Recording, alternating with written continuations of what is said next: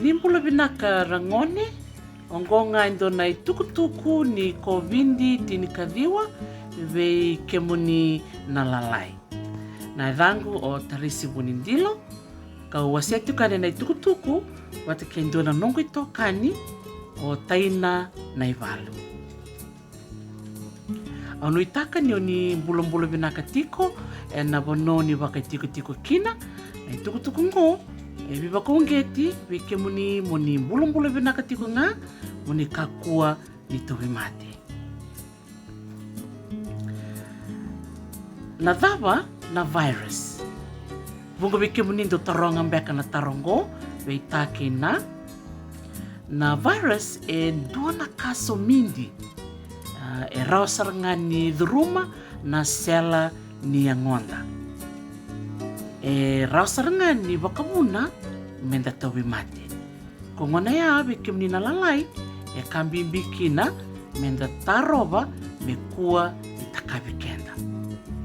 Baleta ni dhuruma na sela ni ango na virus e na tumbu na kendre wili kangai wakabuna menda pala. E wakani rere tiko na yale alongo e wakato kongona imbuli ni virus ia na kasarangango e kambimbibi kenda menda ngangarauni mekakua ni takabi kenda mai. Baleta ni roni wakabuna wataube mate kina. E rei tu wakataba na virus. Me wakausa wakamadala taka mai liu, baleta ni kaso mindi e na nganrevi endona misini e wakatoka itiko wakaperitania na electron microscope me rawa ni orede kina. E kaso mindi leilai karauni na kena irai. Me wakau ni rede tiko na ale alongo. E wawo kita na kamomoto ka wakatoka na spike ni baba ningito. Wike mnimbeka na dhorobula lai o ningito gito rakabi. E wakatoka yana keni mbuli. Ia na itukutuku e wasema ina nongo ito kani o taina e wakamadala tako kwa na spike kwa lore ito kongane yalo e wakatoka na ki mendo lava na loka meradhuruma na sela ni angonda. Ia dotan na kaya wakamadala tako kwa na irai ni virus e senga ni rokan damu karakarawan romo me wakau ni reti tikongo na kena irai indina e na ngona e varete kikina e na electron microscope e roka vula kalualoa. Na taraba era kune vei na virus. Na imatai e sona virus era kune e na manumanu.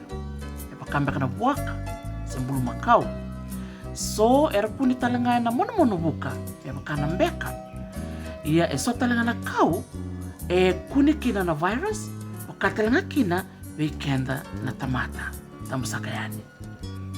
Kini karua na virus e mbulanga e na loma ni sela ni angonda. Na ngona sa dhuruma kina na nonda sela e rangai wakasudhu. Na ngona era wakasudhu kina wakalevu kwa yangona na wuna e endambada kina.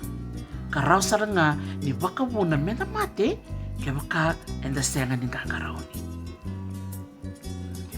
Endewa wakathawa na matengo. Keni matai endewa e na nonda sala ni vengo.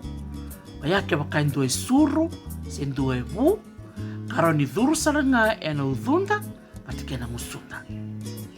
Ia kemni rangone, nangona sa dhuru kine lomani angonda na virus ngo, o kwasa nangai sasanga me dhuru sara ina nonda ya tebuso, sena lungs. Ero ni wakabuna saranga menda tobi pneumonia, karau saranga ni tawa na wai e na lomani ya tebuso, ka indendre menda dhengu. Era wakabuna talanga me mosi, nangona enda dhengu tikukina.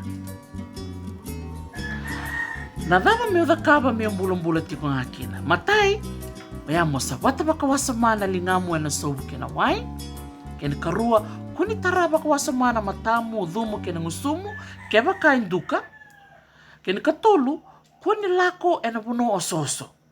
Kambimbi, wike mnina lalai, ni tiko wakamalua e vali. Usu tumbimbi bike muni monikania na kakana mbula. Ni ngunu wa iwaka levu, do talangango, mode ena kena ngauna. Levu talaka itiko morani i dhakapa, doya mo kania waka levu na kakana itiko kina na vitamin C.